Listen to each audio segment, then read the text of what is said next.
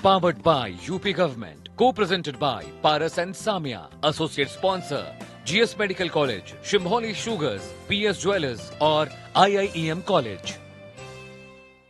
समाज सेविका भी हैं, सामाजिक कार्यों में उनकी गहरी रुचि रहती है और लगातार वो सक्रिय रहती हैं। मुशर्रफ चौधरी जी हैं और बहुत ही एक इंटरेस्टिंग कहानी मुशर्रफ चौधरी जी की भी है कि किस तरह उन्होंने बंदूक की दुकान के लाइसेंस लिए कारोबार को अपनाया और वो लगातार इस कारोबार से जुड़ी हुई हैं। उनसे भी हम बात करेंगे। और हमारी बाईं तरफ उरूज हुसैन है, ट्रांस वुमन है, तमाम झंझावातों को झेला, जिंदगी की परेशानियों को, दुश्वारियों को बर्दाश्त किया, लेकिन अब उन मुश्किल रास्तों में से एक नया रास्ता यानी कामयाबी का रास्ता खोजा और अब एक सफल कारोबारी की हैसियत से वो नोएडा में सक्रिय हैं, एक रेस्टोरेंट चलाती हैं। बातचीत की शुरुआत मुशर्रफ जी आपसे। करीब 50 साल पुराना आपकी दुकान का लाइसेंस और बंदूक की दुकान, लेकिन एक नहीं, दो नहीं, तीन दुकानों के लाइसेंस। ये ख्याल कहाँ से आया? उस माइक को आप इस्तेमाल करिए। ये ख्याल कहाँ से आया कि आपको इसी कारोबार से जुड़ना है? ऑन है। देखिए, सन 1970 में लखनऊ से शादी होकर मैं हापुड़ आई, तो हमारे घर में हमारे पुरखों का कारोबार भी, व्यापार जो था वो यही था, बंदूक का, कारतूस का, और हमारे पापा की कारतूस बनाने की और बंदूक बनाने की फैक्ट्री थी। तो वहीं से ये ऊर्जा मुझे मिली और मैंने आकर यहाँ पर सन 1971 में एक चौधरी गन स्टोर के नाम से एक लाइसेंस यहाँ पर हमारे पापा की मदद से हमको दिया गया। उसके बाद में मैं 1985 से मैंने कारोबार संभाला अपने पति के साथ। मैं उनके साथ लगातार का, क्योंकि ये कारोबार बहुत सेंसिटिव है, आप सभी लोग जानते होंगे, तो हमने कोई मैनेजर नहीं रखा और मैनेजर रखने की जब जरूरत पड़ी तो मैं खुद मैनेजर बन गई अपने पति का साथ देने के लिए। और लगातार आज तक, आज मेरा छोटा बेटा भी मेरे साथ कारोबार में है और हम 3 दुकानों के आज मालिक हैं और बहुत ही सलीके से हमारा ये कारोबार यहाँ पर चल रहा है और हमें बहुत कामयाबी यहाँ पर मिली। बहुत ही मोहब्बतें लोगों की मिली। इस इलाके की 84-85 गांव हैं इलाके में, क्षेत्र में, सभी लाइसेंसी हमारे कांटेक्ट में रहते हैं और हम उसी तरह स्मूथली व्यापार कर रहे हैं।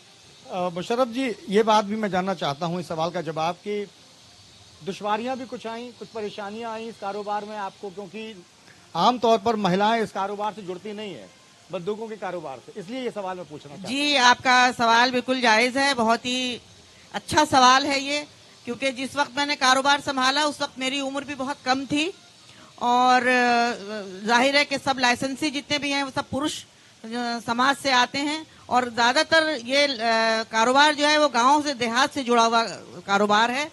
तो जब मैं शुरू में मैंने कारोबार संभाला तो मुझे सबसे ज्यादा जो परेशानी का सामना करना पड़ा वो ये था कि शाम के समय जब गांव के लोग कारतूस लेने आते थे तो वो नशा करके आते थे, यानी कि उनके 2 काम होते थे, एक तो कारतूस खरीदना है, दूसरे शराब पीनी है।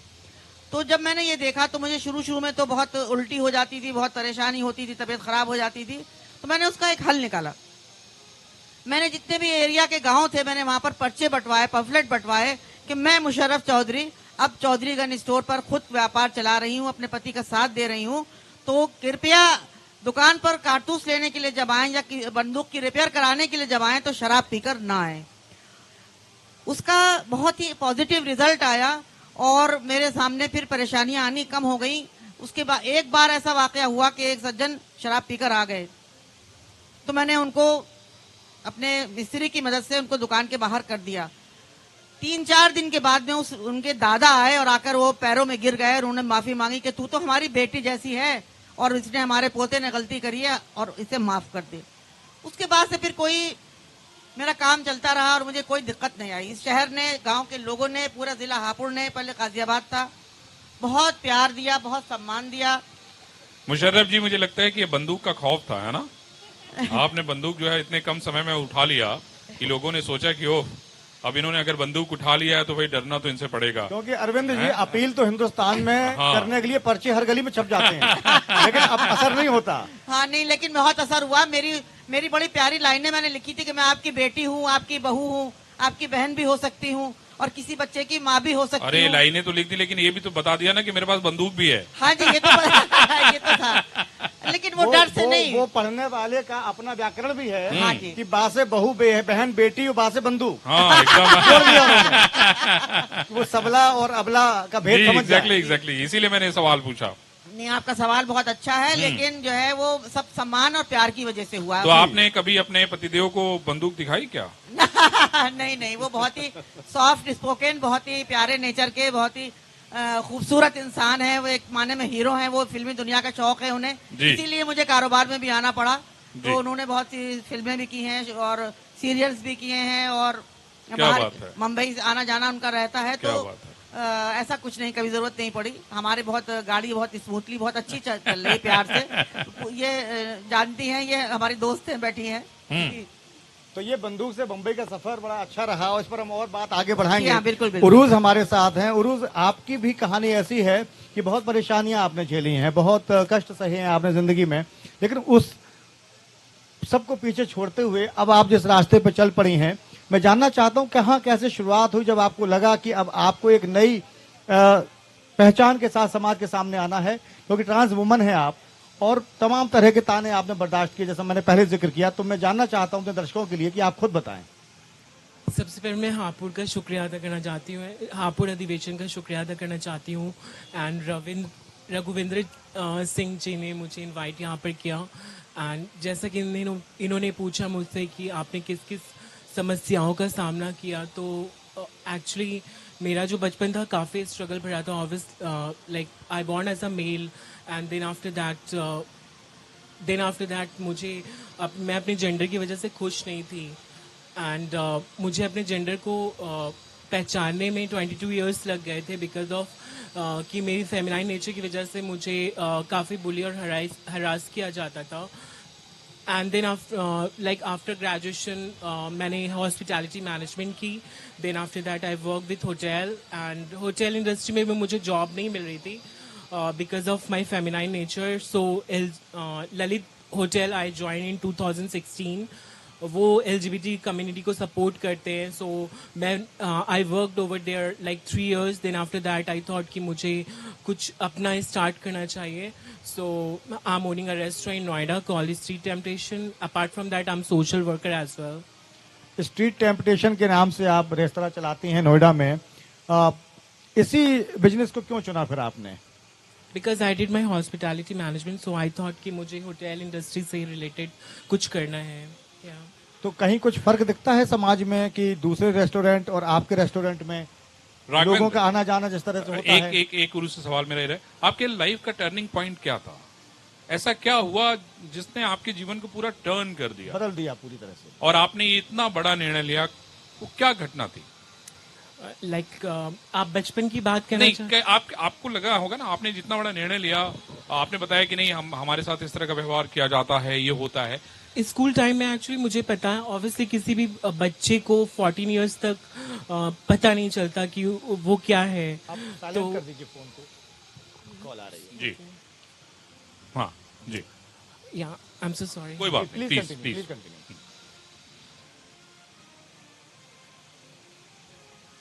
जी जी please. Yeah I am so sorry.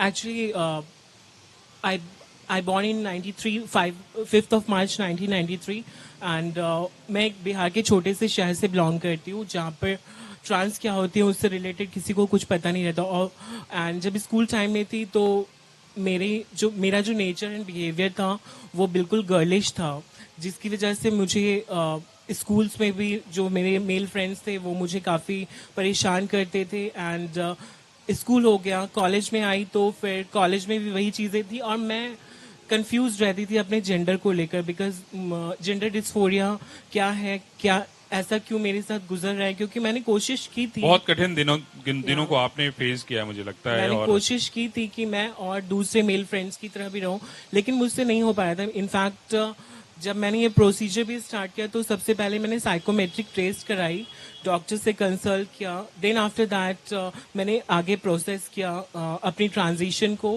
And I consulted in 2014। Yeah I came out from closet in 2014 and वो काफ़ी मुश्किल वक्त था मेरे लिए, क्योंकि मैं 22 इयर्स तक एक लड़के की इसमें थी। जी जी। मीन्स एक लड़का, वो लड़का जिसको हमेशा ताने और बुली सहना पड़ता था लोगों का, एंड जिसकी वजह से पहले मैं काफी स्कूल टाइम में एक्सट्रोवर्ट काइंड की थी, लाइक मैं हर चीज में पार्टिसिपेट करती थी। बट जैसे जैसे बड़ी हो गई ना, तो लोगों ने इतने ज्यादा ताने देने शुरू कर दिए कि मैं खुद को आइसोलेट करने लगी। मैं ज्यादा सोशल नहीं रही। मैं अपने लाइक अगर कॉलोनी में जाती थी तो लोग मुझे गंदे गंदे कमेंट्स करते थे, जिससे मुझे काफी बुरा फील Hurt होता feel था। एंड दिल्ली में मैंने 2014 में किया। देन मैंने हार्मोन्स ट्रीटमेंट स्टार्ट की, एंड देन आफ्टर दैट मैंने लेजर थेरेपी एंड ऑल ली, एंड फिर उसके बाद I work with hotel industry. Urooj, एक सवाल ये भी है कि शारीरिक रूप से खुद को बदल लेना उतना कठिन नहीं है। मानसिक रूप से आपने खुद को कैसे बदला?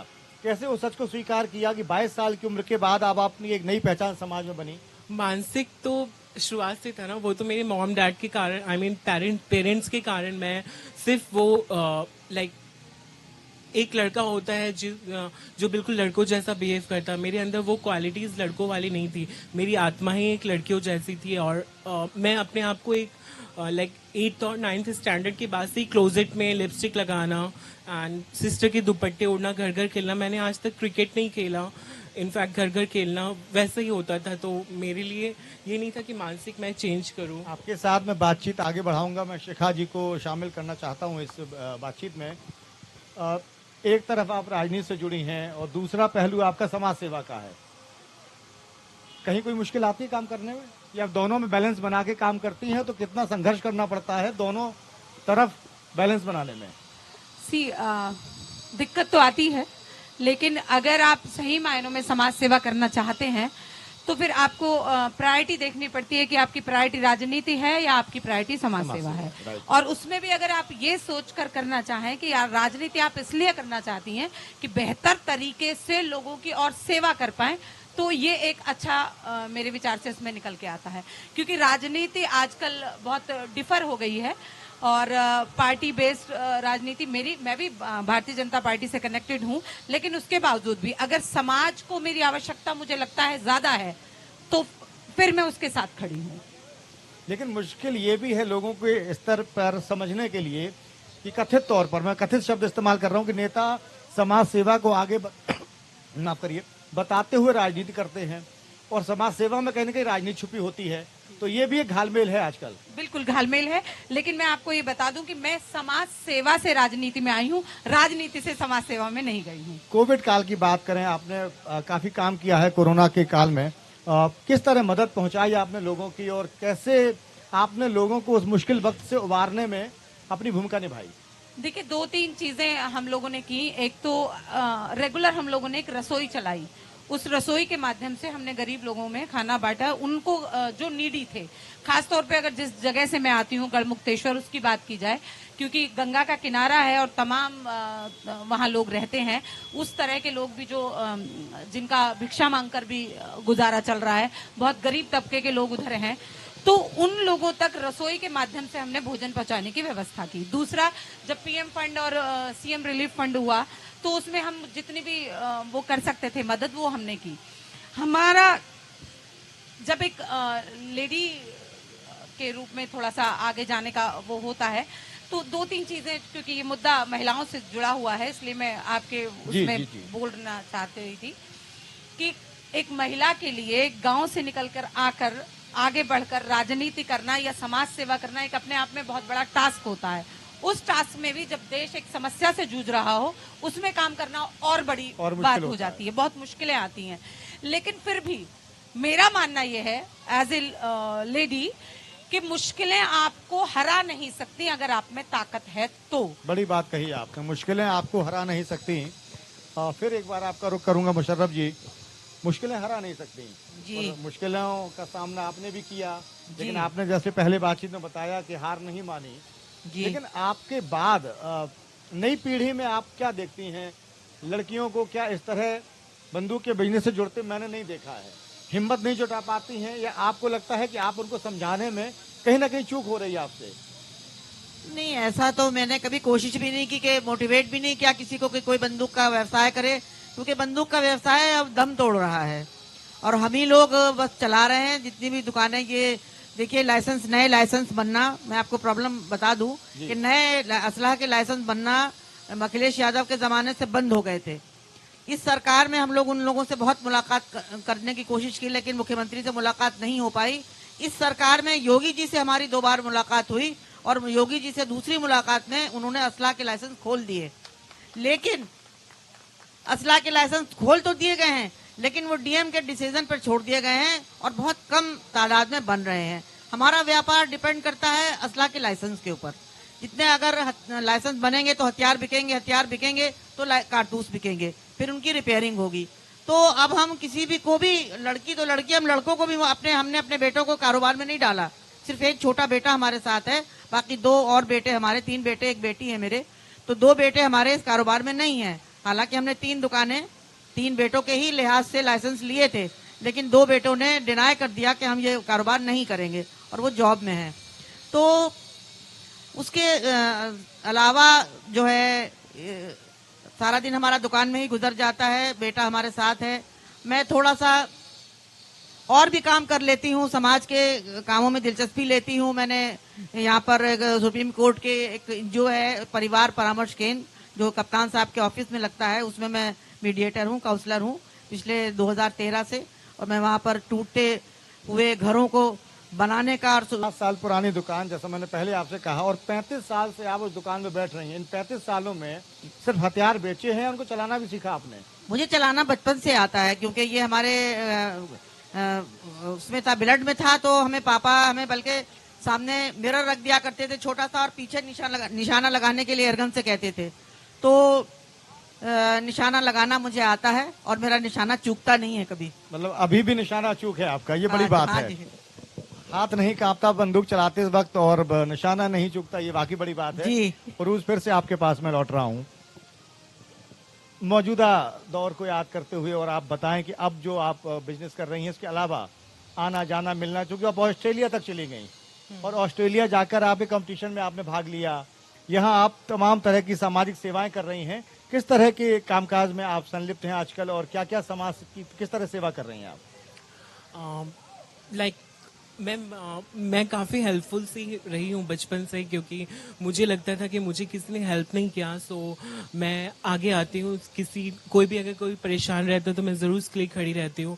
एंड कोरोना के टाइम में भी मैंने काफ़ी हेल्प की थी।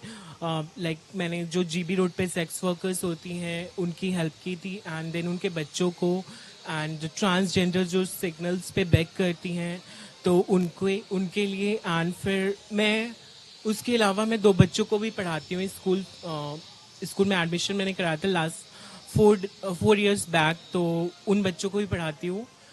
लाइक उनका ट्यूशन फी एंड जो भी उनका लाइक खर्च होता है पूरे इयर्स का, तो वो करती हूँ। एंड इसके अलावा 3 डेज से मैं एक ओरेन किड्स करके है नोएडा सेक्टर 74 में, मैं उनके लिए भी वर्क कर रही हूँ। Like I was the chief guest over there, and वहाँ पर डिसेबल्ड बच्चों के लिए काम किया जाता है। लाइक उसमें जो एज ग्रुप है 4 इयर्स से लेकर 8 इयर्स तक के, then 8 to 12 and above that, तो उसके लिए भी काफी मैं वर्क कर रही हूँ। एंड उसके अलावा मैं बिदाग कल करके एक पेज है इंस्टाग्राम पे, उससे भी जुड़ी हुई हूँ, एंड जो वो एजुकेशन ड्राइव चलाते हैं, एंड उसमें भी हेल्प करती हूँ एजुकेशन के लिए। उसमें भी आप हेल्प करती हैं, तो समाज की सेवा आप अपने तरह से कर रही हो, एक बड़ी सेवा है वाकई। आप तीनों मेहमानों का मैं शुक्रिया अदा करूंगा, और आपने अपनी बात कही, मुशर्रफ जी ने अपनी बात कही, और शिखा जी ने राजनीति में रहते हुए समाज सेवा कैसे कर रही हैं उन्होंने अपने अनुभव साझा किए। तो इस कार्यक्रम में फिलहाल इतनी ही बातचीत होगी, समय की बाध्यता है, लेकिन हम निवेदन करेंगे आगे कार्यक्रम खत्म करने से पहले कि हमारे संपादक अरविंद जी आए और इन तीनों खास मेहमानों का मोमेंटो देकर स्वागत करें। एक बार जोरदार तालियां हो जाए हमारे आज के खास मेहमानों के लिए।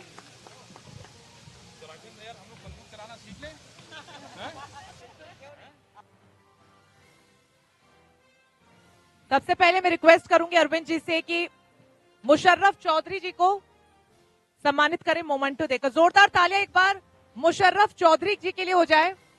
हापुड़ में महिला सशक्तिकरण को लेकर कितनी चुनौतियां सामने आ रही है, इस पर विस्तार से इन्होंने बातचीत की। और सरकार निरंतर प्रयास कर रही है, लेकिन वो शायद पर्याप्त नहीं है, और यही वजह है कि प्रदेश की महिलाएं कहीं ना कहीं डर के साए में जीने को मजबूर है। लेकिन फिर भी उम्मीद जो है वो लगातार यहाँ पर जागी हुई है। जोरदार तालियां एक बार मुशर्रफ जी के लिए। उरूज हुसैन जी को सम्मानित करेंगे अब अरविंद चतुर्वेदी जी। जोरदार तालियां उरूज हुसैन जी के लिए। एक लंबा संघर्ष इन्होंने भी देखा है, समाज की प्रताड़नाओं को करीब से इन्होंने सहा है, बावजूद इसके जो जज्बा है, जो हौसला है, वो कभी नहीं टूटा, और उसी की जीती जागती मिसाल है ये। इसके अलावा ठाकुर शिखा सिंह जी, जोरदार तालियां एक बार इनके लिए भी हो जाए। आप सभी मेहमानों का बहुत शुक्रिया। फिलहाल रुकेंगे एक छोटे से ब्रेक के लिए, कहीं मत जाइएगा क्योंकि लौटेंगे आज के अधिवेशन। Powered by UP Government, co-presented by Paras and Samia, associate sponsor GS Medical College, Shimboli Sugars, PS Jewelers और IIEM College।